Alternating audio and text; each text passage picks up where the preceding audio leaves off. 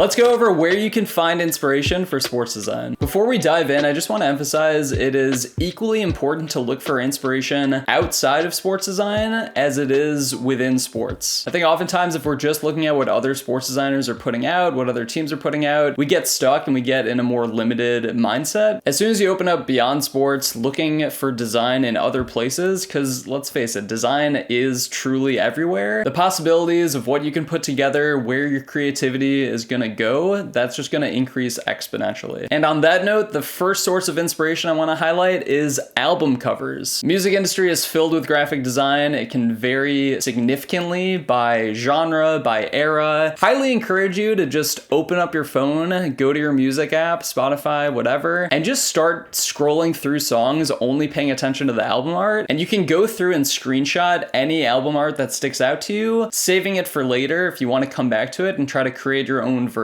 with a sports design angle. And it's totally up to you how you want to take inspiration from these different album examples. You might really like the typography on one album. You might really like the overall composition or like a simple image on a white background. That might spark something for you. Maybe you just like the colors they use, and for your next composition, you just want to stick with those colors. So exactly how you go about applying the inspiration to your own designs, obviously totally up to you. Just something to keep in mind as we go through the rest of these examples. Another great source of inspiration, books. Now these books can range from graphic design textbooks, poster art examples, photography books, paintings, digital design, really anything you can flip through that has images in it. I would recommend picking up a graphic design textbook if you've never been formally trained in this stuff. Like I didn't go to school for this. I really didn't have a good sense of like the fundamentals of graphic design, things like balance, composition, color theory, all that stuff. If you pick up a textbook, it's not like you have to read every single thing, but if you just flip through the sections, you'll have a section on typography, a section on colors. You can tailor your approach to design by practicing these specific fundamentals or having a specific fundamental in mind when you're creating your next piece. People have been asking me, like, can I recommend a very specific book? I honestly can't. I've picked up all sorts of books from the library. Love the library, by the way. Incredible resource. But also I just picked up these 3 books from a thrift store the other day for a total of $8. They're pretty photography focused, so they might inspire photography, but honestly, like just from a composition standpoint, looking through photos can be just as effective as looking through actual graphic design images, because you're just going to get a sense of like how you want to compose the image. And obviously as graphic designers, we have a lot more flexibility than photographers to really composite things as we like. Another good book I've highlighted before is the Graphic Design Idea book. This book goes through 50 different graphic design ideas, each with an image example. So one thing I've done in the past is just kind of like flip through, picked a random page, and then the sports design I'd work on that day would be whatever that page is highlighting. So books are great, highly recommend. Again, totally up to you how you use them. Just make sure you find something with compelling artwork throughout the pages. But honestly, even outside of graphic design books, book covers, really from any genre, any book, that can be a great source of inspiration as well. Another great source of inspiration in this kind of overall arts category is movie posters. There are tons of movie posters out there. Again, similar to music albums, they can vary a lot by the era or the genre or the decade. So it's worth looking into, movie posters from the 60s and 70s, movie posters today. And I want to make a point of clarification here. I do see movie posters or TV posters, like I remember seeing a bunch of Stranger Things posters out there in sports design where people are just taking kind of the exact poster template and swapping in player photos instead of the actors. That's fine, but again, back to this topic of how you choose to use the inspiration. I wouldn't necessarily recommend copying